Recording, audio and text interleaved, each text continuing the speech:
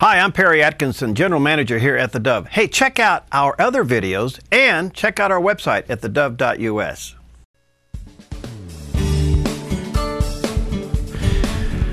Well, welcome back. What a joy to have with us today Kerri Pomarolli. She is, well, you probably have seen her on The Tonight Show, but guess what? She's really made it to the big time now. She's made it on the Dove TV.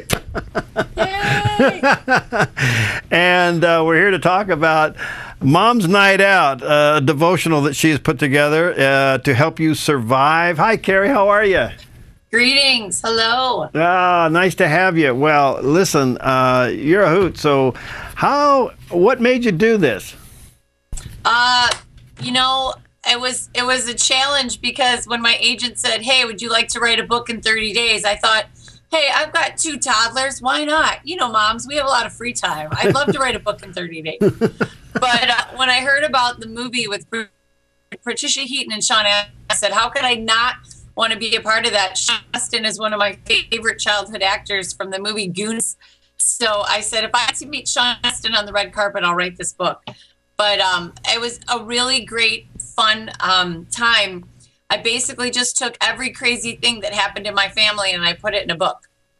Well, I tell you, the movie is just terrific and doing extremely well, I might add. So congratulations. Yes, praise God. We're getting some power out here in Hollywood. Oh, yeah. It's just wonderful.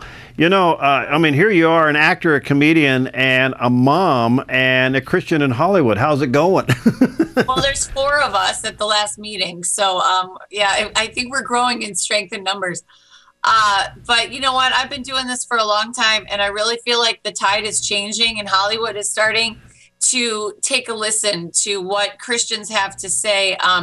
My friend Candace Cameron Bure was just on Dancing with the Stars, and she's a out-of-the-closet Christian here, and she was quoting Bible verses on NBC television, and it was just a great thing to see how the public responded so positively to her, and I feel like there's more and more momentum for Christians in Hollywood right now, so it's really exciting.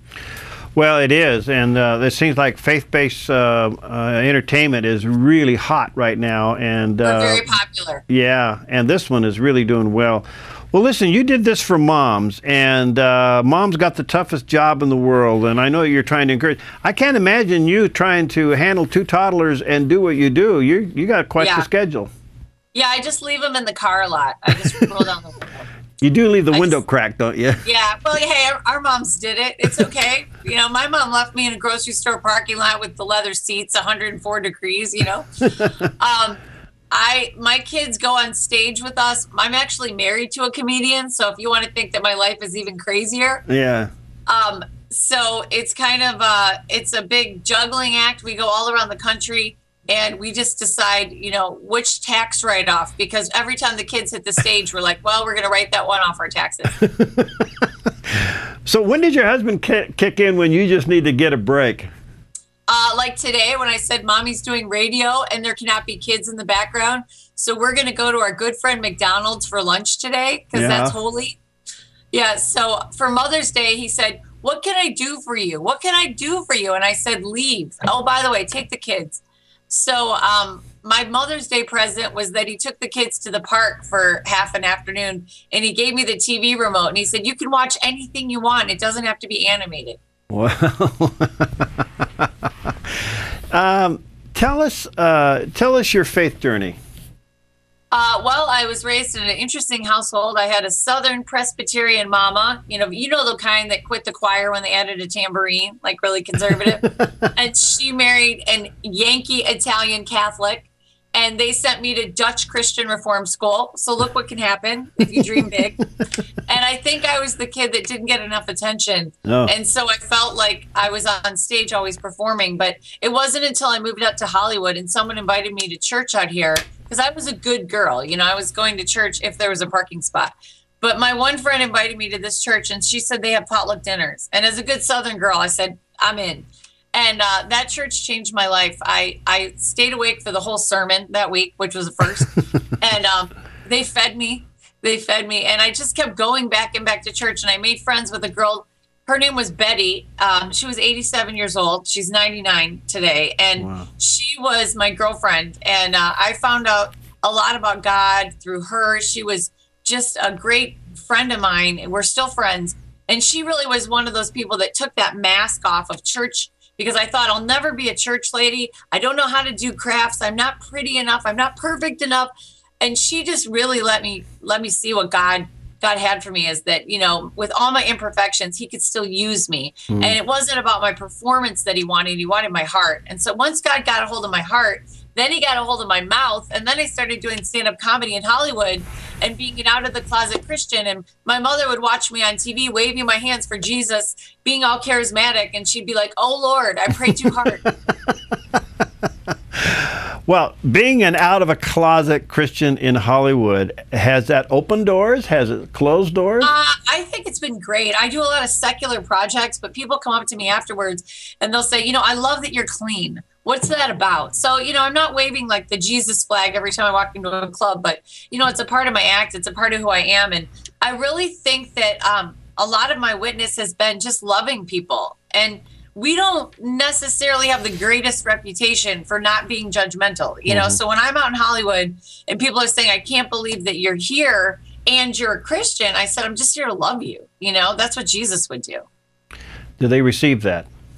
Yeah. If I'm funny, the thing is, I better be good at my job. I think that the thing that we Christians need to strive for is excellence. We don't want to be subpar.